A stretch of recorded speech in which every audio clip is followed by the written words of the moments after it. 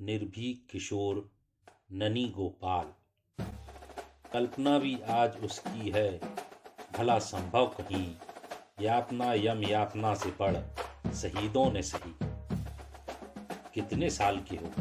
अंग्रेज न्यायाधीश क्रूर व्यंग्यात्मक स्वर में पूछ रहा था। 14 साल का, संक्षिप्त पर निर्भीक उत्तर मिला। तो तुम्हें 14 साल की ही काले पानी की सजा दी जाती है।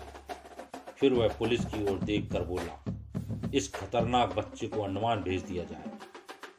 अपराधी बताया जा रहा था बंगाली बालक ननी गोपाल, और अपराध था उस दुष्ट अंग्रेज अधिकारी को मारने का प्रयत्न जिसने समूचे क्षेत्र में निर्दोष जनता और राष्ट्रभक्तों पर अपने अत्याचारों से आतंक मचा रखा था। वह निर्दोषों को भी अपने नियमों की आड़ में ऐसे शिकार बनाता मानो पागल श्वान खरगोशों को दबोचता हो। लेकिन हर नागरिक खरगोश नहीं होता। इस भूमि पर सिंह के शावक भी विचरते हैं। जब ननी गोपाल ने निश्चय प्रकट किया कि वह उस अंग्रेज को यमलोक पहुंचाएगा, तो उसकी छोटी अवस्था को देख किसी ने उसकी बात को गंभीरता से नहीं लिया था। पर जब उस सतर्क और सुरक्षित रहकर अत्याचार करने वाले अंग्रेज पर अनेक प्राणघातक आक्रमण होने लगे, तो क्रांतिकारी भी सुखद आश्चर्य में थे। आश्चर्य तो यह था कि वार भले असफल हुए, पर उन्हें करने वाला कभी पकड़ा ना जा सका। सब इस परम साहसी और चतुर देशभक्त के प्रशंसक बन चुके थे। लेकिन एक ओर सतर्क गुप्तचरों और सैनिकों की फौज, दूसरी ओर एक बच्चा। अंततः एक और प्रयास करते हुए उसे बंदी बना ही लिया गया। पूछने पर बंदी जज से कह रहा था, हाँ, मैं उसे मार डालना चाहता हूँ कि उसके आतंक से मुक्ति मिले। आप चाहे जो दंड दीजिए। इतने छोटे बच्चे को ऐसा कठोर कारावास नियम विरुद्ध था, पर न्यायाधीश ही अन्याय करे तो कौन बचा सकता है। कुख्यात सेलुलर जेल, अंडमान या काला पानी, क्रांतिकारियों के लिए अंग्रेजों द्वारा धरती पर रचा साक्षात नरक ही था, जिसके बंदी राक्षसों की भांति ऐसी ऐसी यमदूतों द्वारा दी जाने वाली यातनाओं के तुल्य अत्याचारों के मानव विशेषज्ञ ही हों। नरपिशाच जेलर बारी के कारण अत्यंत बदनाम था।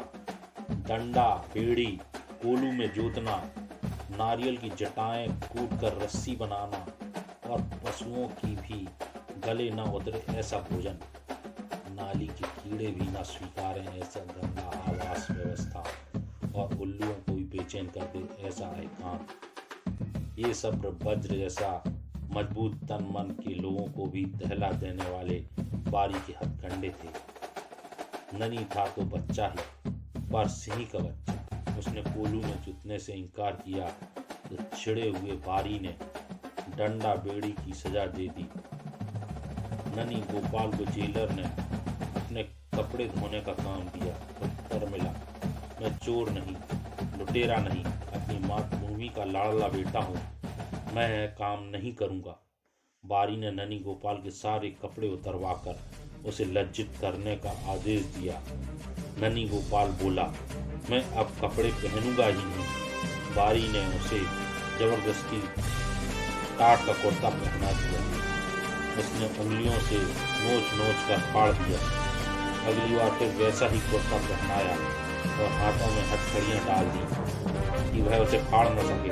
अगले दिन कुर्ता टुकड़े टुकड़े, हथकड़ियाँ टूटी हुई और ननी गोपाल एक कोना में अद्भुत दिगंबर अवस्था में बारी आग बबूला। ऐसा कैदी उसे कभी न मिला था।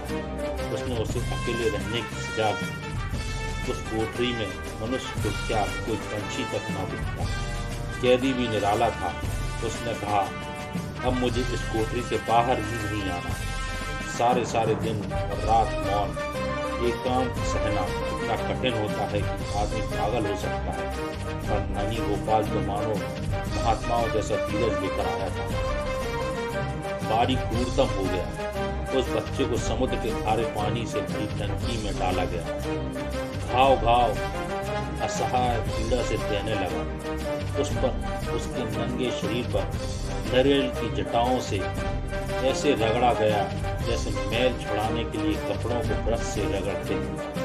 उस पर खारा पानी मृत्यु जैसा भयानक कष्ट देता, पर ननी गोपाल तो मानो देह का अभ्यास ही त्याग चुका था। अंतिम समय में उसे सजा मिली, एक भूतहा खंडर जैसी पुरानी जेल में रहने की। न कोई मनुष्य दिखता, न प्रकाश की किरण, जंगली मच्छर प्रतिपल खून चूसते, शरीर सूज जाता, जहरीले सांप और कीड़े चारों ओर रेंगते रहते, रात दिन समुद्र की लहरों का भीषण कर्कश स्वर। ऐसे में ननी गोपाल ने आमरण अनशन का व्रत ले लिया।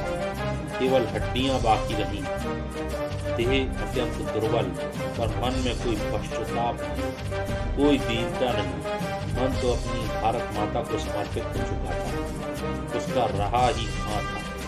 हाँ, देह अवश्य अब साथ नहीं निभा पा रही थी। 2 माह ऐसी अवस्था में बीते, फिर 1916 की अक्टूबर की किसी तारीख को वह यह देह छोड़ अपनी भारत माता की सेवा के लिए फिर से जन्म लेने इस संसार से विदा हो गया।